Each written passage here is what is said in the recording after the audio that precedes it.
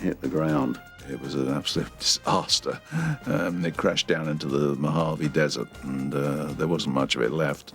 We then reverted to plan B, and we fired a Land Rover off of Beachy Head with an air cannon and had a radio-controlled rig inside it to release a parachute to pull a dummy out of the top of the Land Rover, and then we blew it up. Almost 2 weeks after the second unit begins filming on Gibraltar, the first unit starts shooting with Andreas Wisniewski and stuntman Bill Weston. Ballet training helps to execute action scenes insofar as you have a certain awareness of your body.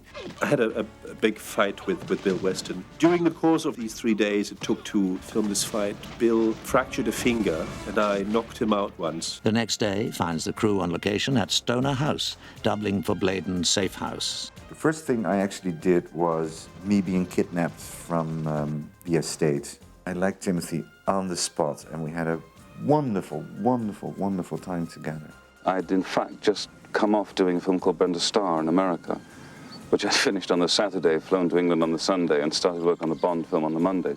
And he was completely jet-lagged. He hardly had his tuxedo on, and he had to do this scene. Despite jet lag, Dalton throws himself into the role, especially when he joins the second unit on Gibraltar. They sent Timothy to me, and I had a message from Cubby and from John and from Michael Wilson saying, don't damage him.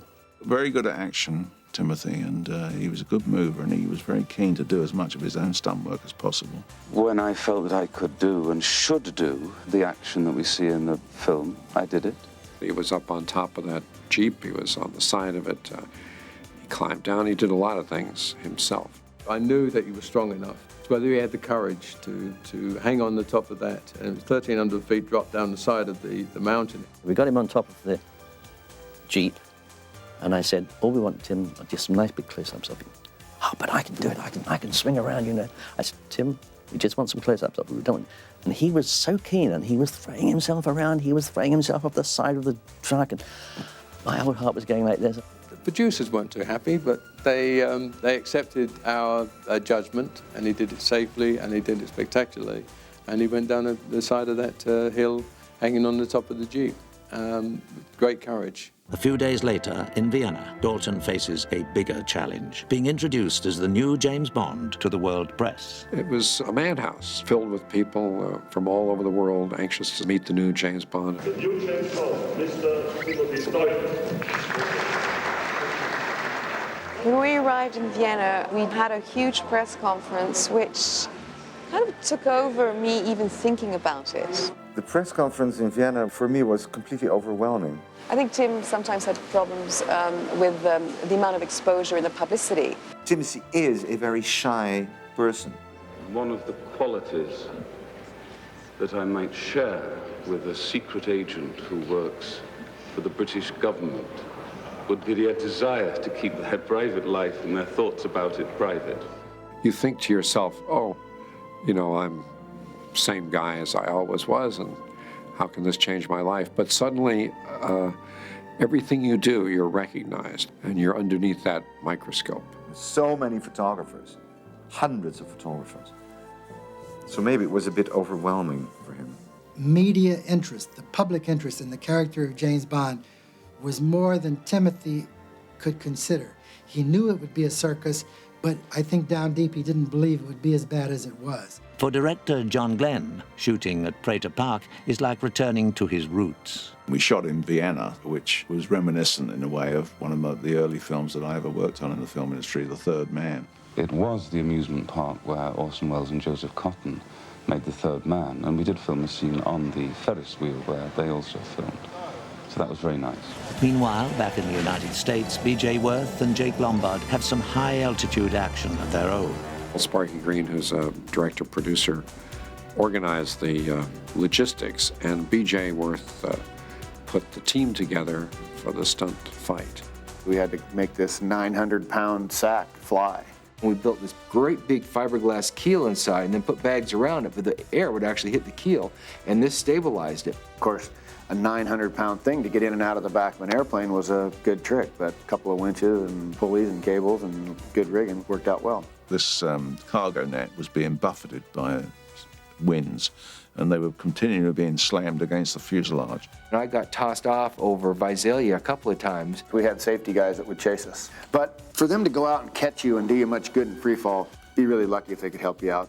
Then I had to do a big swing move, get back on the back side of the bag, and usually by that time I could not move. So I would just hold on and open my mouth, and that was our signal to bring in the bag. So the winches would then pull in the net, and I would just ride there until I got close. Two people would come out and just haul me in, and I'd lay there on the tailgate, and I couldn't move. Completely spent my energy because of all the wind on the front of the bag. We built a ripcord system in the net, and you had to hang on, get your feet and hands on both sides of it, so the guy in the plane could pull the ripcord, and then you just sort of let go and open the net up. The first time we did this, we definitely had our adrenaline moving pretty good.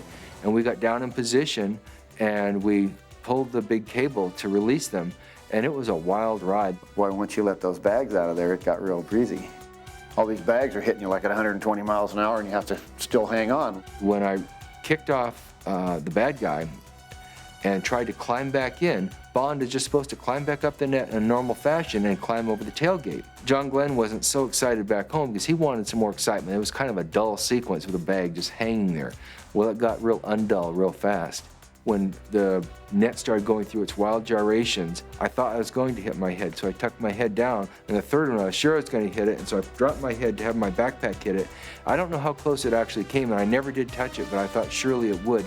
I thought he was going to be hit by the tail of the airplane because it started to come up and down, and it was very frightening, and he got off just in time. It was obvious if I stayed on any longer, it was going to happen, and that's why I got off when I did. While Worth and Lombard complete the cargo net shots, the first unit travels to Morocco. Shooting in Tangier was just wonderful. Morocco is a wonderful country to shoot in. It has a great international flavor. Morocco in the winter is still quite pleasant. It was a lovely experience of another culture. I love the Moroccan culture. It's beautiful. I love the food. It was wonderful. It was like animated chaos and the blazing sun. On October 27th, the filmmakers begin shooting at Palais El Mondoub, one of the many residences of millionaire Malcolm Forbes. We're looking for grand houses. It could be the villain's house. So someone said, why not the Malcolm Forbes house? So we went over there and we looked at it. He very kindly gave us access to the house and the grounds overlooking the Mediterranean. It was screaming with money and wealth and luxury. Forbes had a collection of toy soldiers, very expensive toy soldiers. I was taken with the idea of the eccentricity of having all these toy soldiers there. And we could have a great end sequence, make it kind of eerie with these soldiers and Joe Don playing these war games. And then, of course, whenever you see something in a glass case in a James Bond film, you know that it's not long for this world.